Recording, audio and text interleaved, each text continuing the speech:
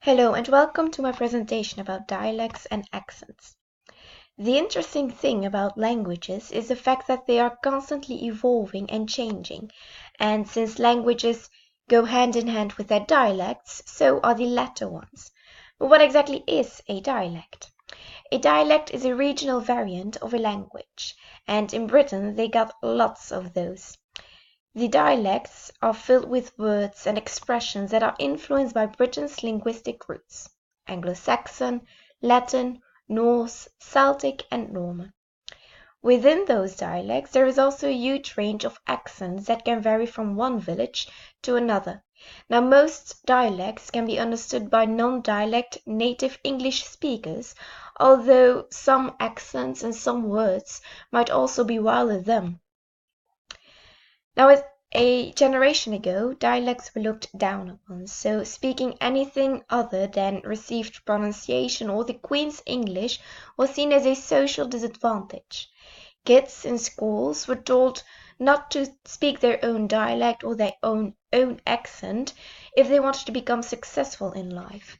So the ideal was to speak in a way that revealed nothing about your background, your class, or where you'd been to school. Now, received pronunciation developed from a regional accent in the southeast of England.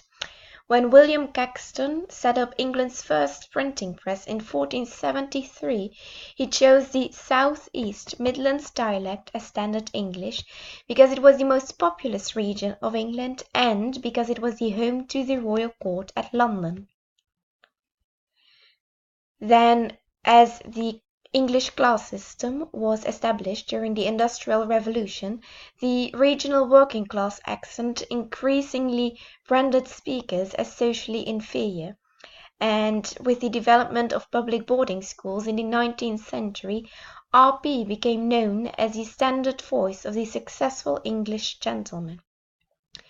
The launch of the British Broadcasting Corporation in 1922 established RP as the accent that was used by successful middle-class England.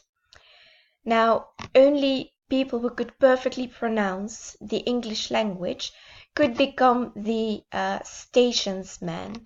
So RP accent quickly became known as the BBC English.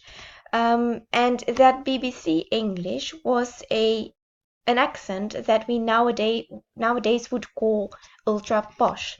It was an accent that was spoken by the members of the royal family and by the members of the upper classes. Now, in 1954, linguist Professor Alan Ross introduced U and non-U to differentiate between the English upper classes, U, and the aspiring middle classes, non-U.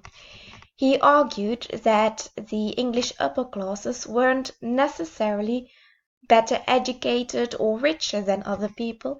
The only thing that separated them from others was their language, because they would use words like lunch instead of dinner, vegetables instead of greens, and spectacles instead of glasses.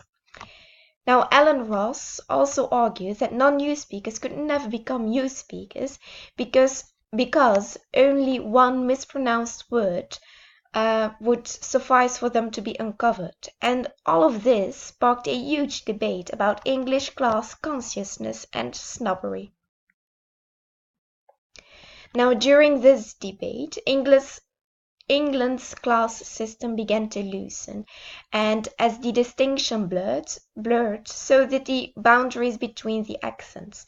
U words, or most U words, were even adopted by everyone else. Now, one of the most famous U speakers is the Queen, and even in her accent we can see some changes. It has become less posh, and it has moved more towards the modern standard accent of southern England. Now, there have been some changes in the accent of the U speakers, but there have also been some changes in the accent of the non-U speakers of the southeast of England.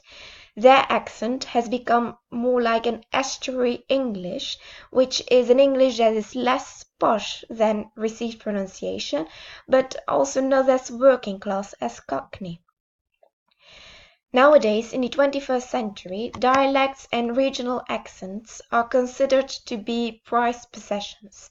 So a Yorkshire accent and a Geordie accent are considered to be warm, friendly, and pleasing to the ear, and a Scottish accent shows trustworthiness. So nowadays, people are very proud of their roots and of their heritage, and an accent is actually an expression of someone's character and someone's cultural belonging and history.